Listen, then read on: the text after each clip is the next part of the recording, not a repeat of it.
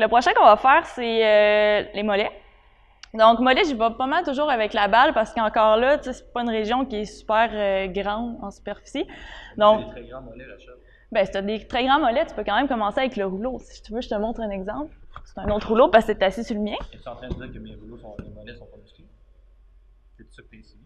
Ben non, il y a du monde qui ont des mollets très musclés, fait que ça fait des gros mollets. Moi, j'ai des mollets pas musclés. Correct.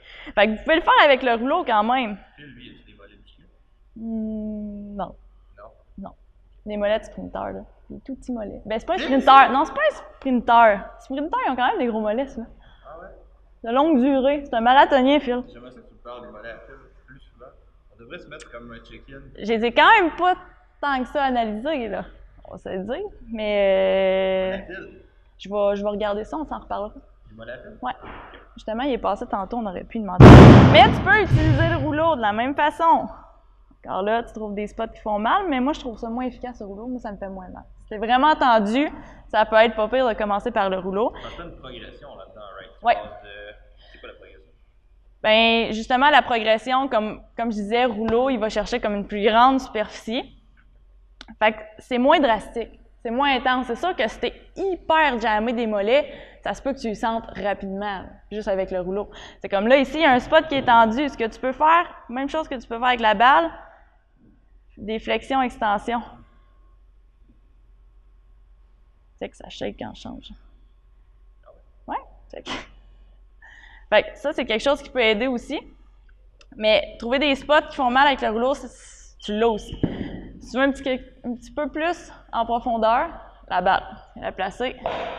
En fait, il va y avoir plusieurs spots qui vont être tendus dans le mollet. Mais tu sais, mettons, c'est rare que à la base du mollet, je vais dire mollet, là, mais c'est plus tendineux. À la base, c'est rare que tu vas avoir des points de tension. Ça va être plus dans une grosse partie, au niveau du ventre du muscle. La plus grosse partie du muscle. Okay? Fait que vous allez le voir, là, votre mollet il est plus gros ici. Petit mollet, qu'est-ce que je fais? Ben, ça m'étonnerait qu'il y ait un mollet vraiment Filiforme. filiforme, c'est ça. À ce moment-là, ça serait peut-être problématique. Quelqu'un qui font beaucoup d'atrophie musculaire, peut-être ça peut arriver. Consulter pour ses poignets. Je pense que oui. Ouais. Ouais. Je Je pense que c'est problématique. Hein? Ouais. Pas pire. Fait qu'on trouve encore des spots qui sont tendus. Puis là, même principe. Tu tiens un moment. Tu peux même faire des mini-mouvements contrôlés. Puis après ça, tu peux juste changer. Puis si tu veux encore plus de pression parce que c'est pas assez profond, mets le pied par-dessus le mollet. Ça, c'est plutôt intense. Salut Alex! Fait que là, on va vraiment chercher en profondeur, puis même principe, pas y aller trop vite, on tient des spots. Là, vous devriez en trouver pour vous. Alors pour ça?